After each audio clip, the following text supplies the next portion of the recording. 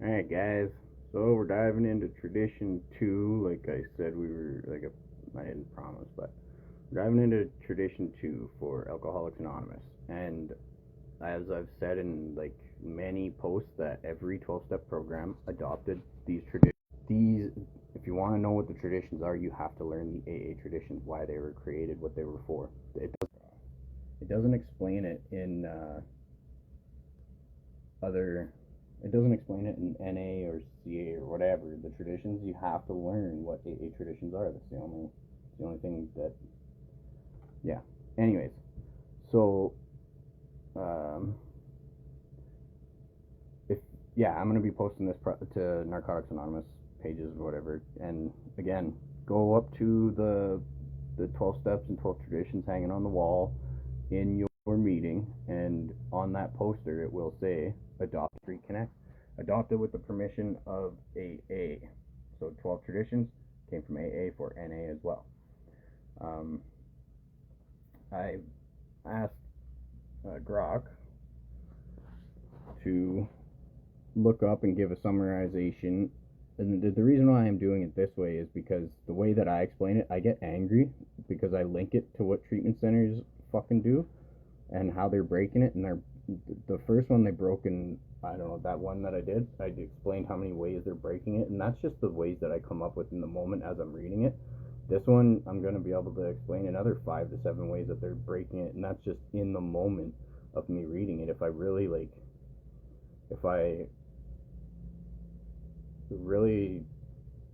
ponder, if I knew more about what they're doing, they're breaking an unbelievably amount. Like, I don't even know what the fuck they're doing. All I do know is that they have destroyed recovery in Calgary as is, they fucking destroyed it. And they've destroyed AA and NA and CA and CMA. And what I do know is that I've found out over time, because I was wondering where everybody got this information from. I'm like, where the fuck do you guys all get that from? Like, I go to hundreds of meetings a month, and fucking I'm yet to hear anybody give you information that you're getting for the traditions. Like, where the fuck is that coming from? I didn't know that literally everyone in Calgary comes from a treatment center. There's no such thing as a newcomer without it, because that's just what the treatment centers need you to do, have, think, believe.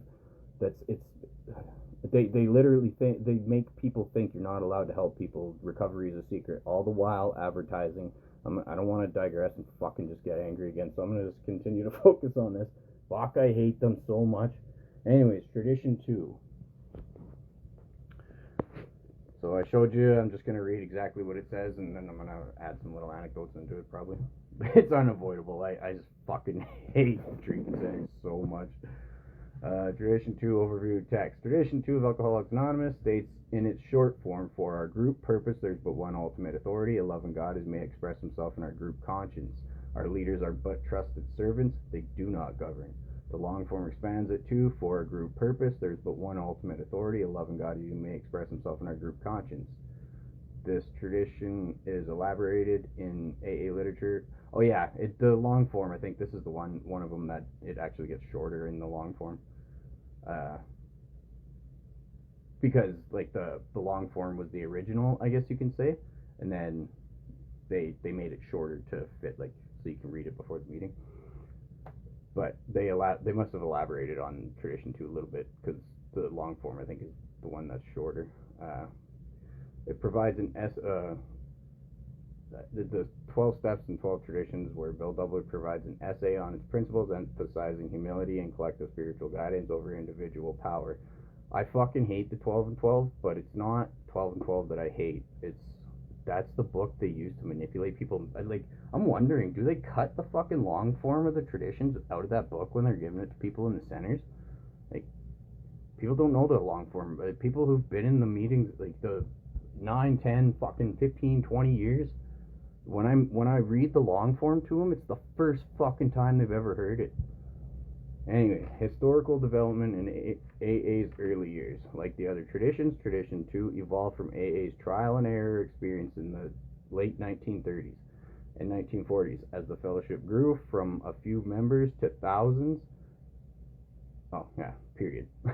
Founded in 1935, AA initially lacked formal structure, with groups meeting informally in homes and relying on shared experience. By the early 1940s, rapid expansion, spurred by the 1939 Big Book and media attention, led to leadership disputes, personality clashes, and attempts by individuals to assert control, threatening group unity. Bill W. began drafting the traditions in 1946 with his 12 suggested points for AA tradition in the AA Grapevine. The AA Grapevine is a worldwide newspaper article, aka a fucking media advertisement that went across the world. Recovery is not a secret, you fucking losers. Although you're advertising with people's fucking face and name. Sorry, again, I digress. Fuck, I hate those centers with every ounce of my fucking being. Anyway, drawn from group feedback and early failures, Tradition 2 was refined through essays from 1947 to 1948, incorporating input from AA groups and formally adopted at the 1950 International Convention in Cleveland. It was influenced by AA's spiritual roots, adapting Oxford group ideas on humility and non-hierarchical decision making to fit AA's needs. The one guy, before I go on to keep reading more, the one guy said on one of my fucking posts that I put to Narcotics Anonymous, I mentioned how like the NA traditions come from AA, and he starts saying, "Oh, you don't know what you're talking about. They fucking, if you want to," because I mentioned it in NA about, it says these traditions were formulated over the hard-won experience our predecessors had to face, and I said that those hard-won experiences, it just explained it to you right there. And the predecessors that NA's predecessors had to face, that hard-won experience, was AA in the early years without the traditions. He's like, oh, and he sent like a fucking Wikipedia thing from the Oxford group. He's like, oh no, it was the Oxford group. People are just so fucking, you guys, the only thing you want to do is sound like you know what you're talking about, yet none of you want to fucking learn the truth. Like, I don't get that. That's such a narcissistic mix of fucking, it just baffles me that everybody wants to dick swing and act like they know what they're talking about, but no one has the first fucking clue and they don't even care. You don't care. You just want to sound like you know what you're talking about. So in the moment you want to talk down to people. Oh, it just drives me nuts. The Oxford group was not AA. It was some people that were using, that did kind of spark the idea. If you watch that movie, Bill W., A Gift of Hope, it shows you how like the structure sparked the idea of 12-step programs, and the Oxford group failed miserably because of the religious aspect and the control that it took from others, and then the financial incentive, and then like corporations and shit, everything that the traditions protect against. It was also learned from kind of the hard-won experience, like not the hard-won experience, because that wasn't AA. That was just a completely different fucking thing that inspired Bill W. to get sober and to create this on his own. It was a different thing. It wasn't AA. It wasn't the beginning of AA. It wasn't anything. It wasn't tied to AA in any sort of fashion. It did inspire his idea, but it wasn't AA. And it'll tell you that in that fucking movie. If you really want to like dick swing and learn and fucking try and act like you're better than people, the easiest way to do it is watch that movie. In 1 hour, you'll realize how wrong every fucking each and every one of your entire life of recovery has been. That movie will make you actually learn, so you can fucking, you'll still dick swing and try and sound like you know what you're talking about, but at least now you'll have some sort of truth instead of just manipulative, disgusting, fucking monstrous, narcissistic bullshit. Anyway. Actual need for Tradition 2 and reasoning for implementation. In AA's early days, the need arose from practical chaos. Without guidelines, groups faced disintegration due to ego-driven leadership. That's treatment centers right there. It explains it. That is treatment centers, ego-driven fucking leadership. And it disgusted me when I came to Calgary. I'm like, what the fuck are you guys doing? The ego-driven leadership is all these dick swingers in fucking recovery. They're the recovery rock stars because the hierarchical bullshit of the treatment centers, that they're talking down to people. They fucking control people. They're telling you to let go of control, and you're dictating your fucking life, deciding whether or not you're allowed to stay in that fucking recovery center or not, in that treatment center. They kick people out and they die the next day. Does that sound like fucking recovery to you? Fucking losers. Okay, fuck, I'm trying to focus Fuck, I get fired up. Holy. Anyways, groups face disintegration due to ego-driven leadership, where founders or strong personalities try to govern meetings. Sound familiar? I'm not gonna get into it. Just focus. Finances or okay, hold on. Where founders or strong personalities try to govern meetings, finances, or membership, leading to conflicts and splits. For example, Bill W. himself attempted to assert authority but met resistance, realizing that heavy-handed assertion always created confusion. Club formations and successor disputes failed when individuals sought power, echoing alcoholics' pre-AA failures in controlling others. Yeah, let go of control. It talks about that, but it means let go of controlling others, not let go of fucking your self-control so others can control you. But it's talking about clubs. What clubs are, I didn't even know until I started doing this to bring awareness to the traditions, to the public, to everyone, because it's needed.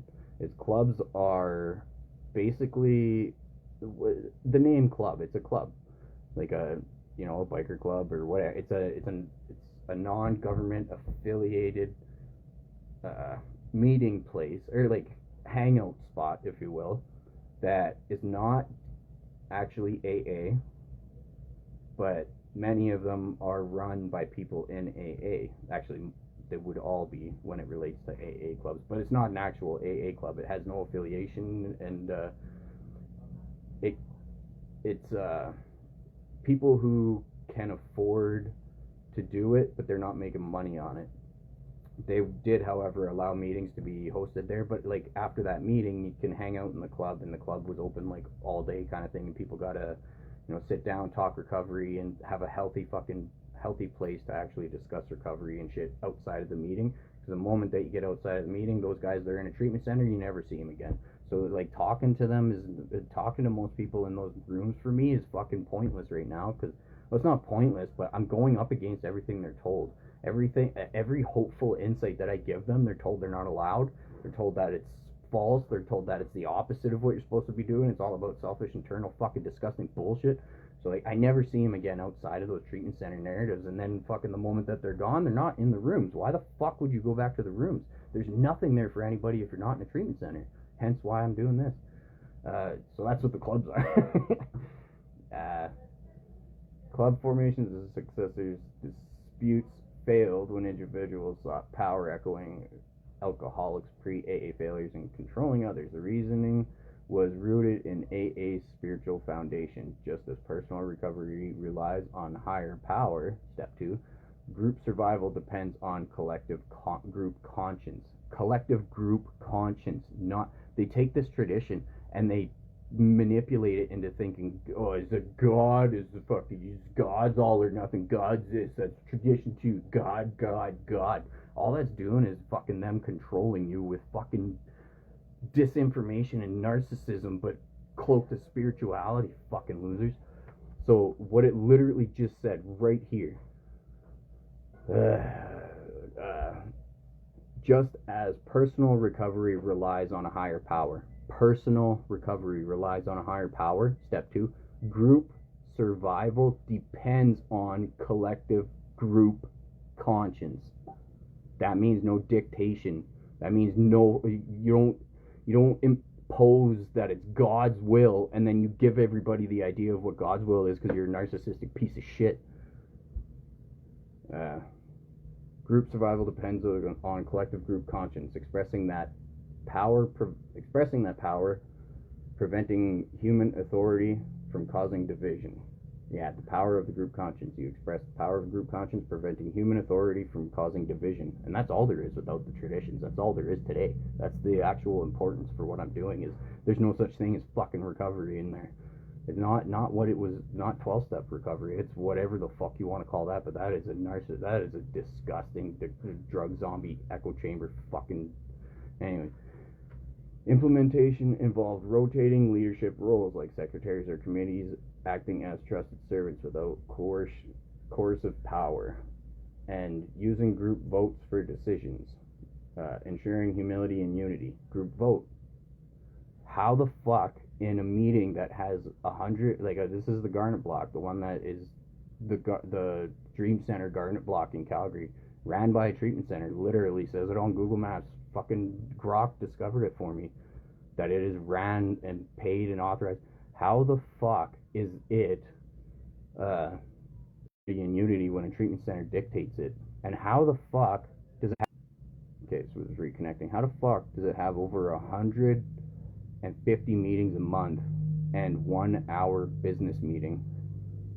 And when I went to that business meeting, nothing happened. They did nothing. You can't. Like, an hour is not enough for a business meeting that has 15 people. We realize that we have to stretch our business meetings, you guys, if you guys are actually doing business that is hopeful and helpful. Otherwise, you're just dick swinging and trying to control each other, like most fucking businesses that happen anyways.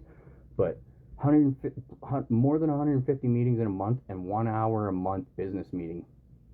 That's why I know it's dictated by the Dream Center. It's the only conclusion. It's the only thing that made sense. I knew that it was dictated by treatment centers. I just didn't know a very specific.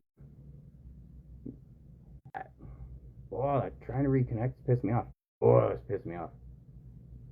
Okay, now it's on data, hopefully. And then hopefully we're not going to lose connection. I don't know why it does that right here. It must be a bad spot.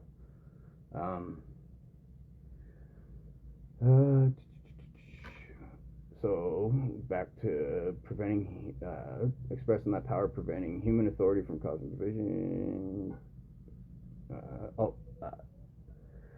Using group votes for decisions, ensuring humility and unity.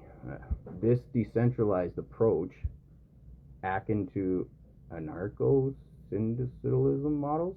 I don't know what the fuck that means, but kept AA anti-organizational by design, avoiding hierarchies that could stifle growth. And I talk about the hierarchy in fucking treatment centers all the time now, because I had no idea that they were abusing this like they are. And like, you can't avoid. That's like 12 ways I told you that they're breaking these fucking traditions, and just in tradition 2. Today, tradition 2 remains. This is the need for tradition 2 today. Today, tradition 2 remains essential to counter modern challenges like individualism, external pressures, and internal power structures in a fellowship of over 2 million members worldwide. It preserves AA's spiritual focus by ensuring decisions reflect collective wisdom. Decisions reflect collective wisdom, not one person's expertise or status. That sounds really familiar in this fucking stupid city. Fostering inclusivity where even newcomers' voices matter. Not even newcomers, especially newcomers. In an era of, that was my anecdote, especially newcomers' voices matter. They're the only ones I can talk to. They're the only ones I give a shit about. They're the only ones I can even fucking relate to. Because anybody that's been there for fucking 2 weeks now, because of the treatment centers, but anyone who's been there for a few months, they're fucking retarded. It's not their fault. It's just the vindictive dictation of these monsters that just have they don't have any sort of soul or morals or whatever, so they'll call it God while they're destroying lives collectively for financial fucking gain, you pieces of shit. Fuck, it's really hard for me to do this hopeful sharing shit. I don't think that's a thing. I'll probably never get reach back on Facebook. I don't think I can. But this information is important, so it's just gonna have to stay rough until there's extreme fucking change. What could happen if we don't? The need. Shit, now I lost track. Oh yeah, newcomers' voice matter. In an era of societal division, it promotes humility and vigilance, aligning with AA's primary purpose of sobriety while adapting to diverse groups, including online meetings. What could happen? And then here's another section. What could happen if we don't follow this tradition in AA today? Failing to adhere to tradition 2 risks fragmentation, as ego clashes or authoritarian leadership could lead to group splits, loss of unity, and ineffective support for newcomers. Without group conscience, decisions might favor personal agendas, inviting disputes over money, publicity, or alliances, demoralizing members and undermining AA's mission. Historically, such lapses caused early groups to dissolve. Today, it could result in exclusionary practices, reduced attendance, or the fellowship's overall decline, reverting alcoholics to isolation and relapse. That's all it is. If you're not in that treatment center, and the moment people get out of the treatment center, if they're not working for it, this is what they get because of the traditions are not being followed. This is explaining exactly what the fuck the importance of this is. Historically, such lapses, I'm going to read it again. Historically, such lapses caused early groups to dissolve. There's no such thing as a fucking meeting today, almost. It could result in exclusionary practices. I'm excluded, anyone's excluded if they want to bring hope. Although there is change being made, I do have to still keep rephrasing it. I heard it last night and think, fuck, man. And reduced attendance, that is guaranteed. If the treatment center doesn't bring a fucking truckload of people, there's sometimes 3 to 7, and 7's a high attendance. In Calgary, Alberta, has one of the largest populations in the province. 7 is a high fucking number in a meeting.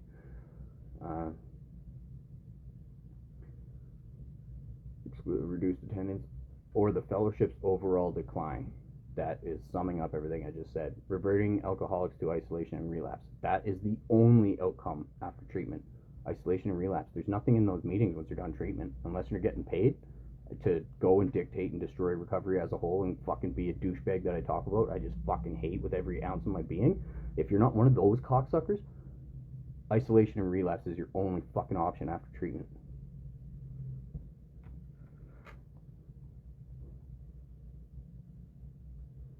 And I'll check this out. Tradition 2, group conscience examples. Let's see what it says here. I don't know what this is going to be, if it's going to be helpful or whatever, but I may as well just check it out a little bit.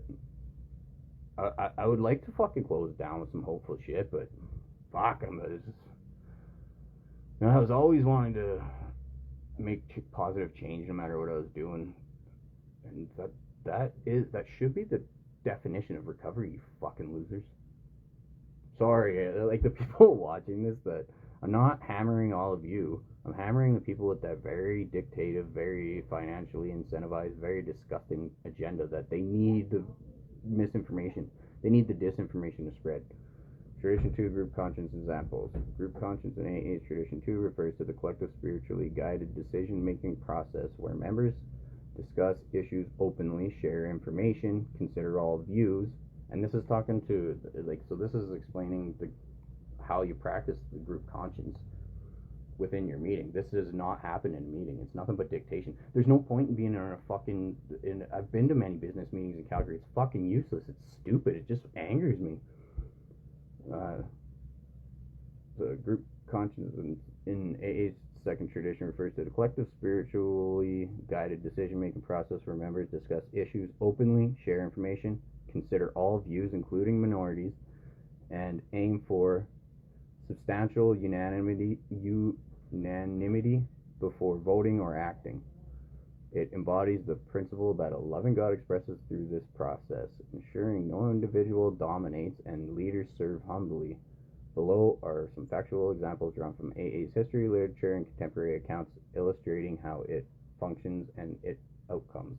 Yeah, so when I say, even like if this is your first meeting and you signed up to a business meeting and you got ideas, bring it to the table. It's not a dictatorship. The moment you decide you're in recovery, you're just as valuable as anyone. You're actually the only one valuable because the rest of them are toxic pieces of shit. So bring your fucking ideas to the table. It's telling you right here that's what tradition 2 is in that business meeting. The traditions are talking to the fucking home group business structure and nothing more. It's not your personal toxic recovery, you pieces of shit. Historical examples of AA early years. The hospital proposal rejection. I'm just going to read this little one and then shut it down because it's getting long. Bill W., AA's co-founder, proposed building a paid AA hospital, believing it was divinely inspired. He presented it to a group of early members, but after discussion, the group conscience, through shared views and voting, decided against it, citing risks to AA's non-professional ethos and unity. Bill initially resisted, but accepted, later recognizing the group's wisdom over his ego. This prevented potential financial and structural pitfalls. It right there just told you treatment centers aren't allowed. Bill did want to do it, but it would have been actual AA ran. And they're like, no, that'll fuck it up. Like Bill himself, the creator of AA, you could say co-founder, but Dr. Bob only lived for fucking 15 years or something, and then he died. And also, Dr. Bob had a famous quote: under every skirt, there's a slit. Without these traditions, women wouldn't be allowed in those meetings. Without these traditions, black people weren't allowed in the meeting. They weren't. Women weren't, and black people weren't until they decided, like, we gotta fucking govern these toxic pieces of shit. Anyways, I'll shut it down there. I can just fucking keep going.